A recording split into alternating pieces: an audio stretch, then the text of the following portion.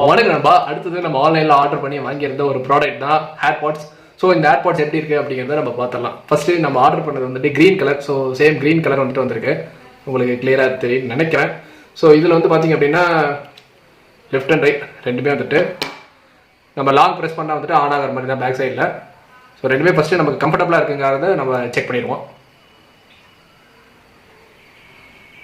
Okay, ரெண்டுமே வந்துட்டு கம்ஃபர்டபுளாக தான் இருக்குது. சவுண்ட் எஃபெக்ட்ஸ் எப்படி இருக்குங்கிறத ஃபஸ்ட்டு பார்த்துடலாம். ஃபஸ்ட்டு ப்ளூடூத்தில் கனெக்ட் பண்ணிக்கலாம்.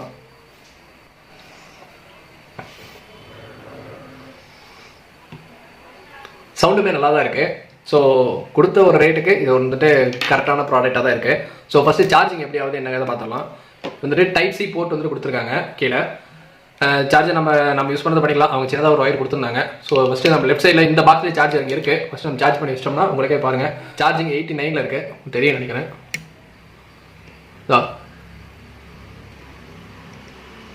லெஃப்ட் ரைட் ரெண்டு சைடுமே வந்துட்டு உங்களுக்கு வந்துட்டு சார்ஜ் ஆகுது இந்த பாக்ஸ்லேயே.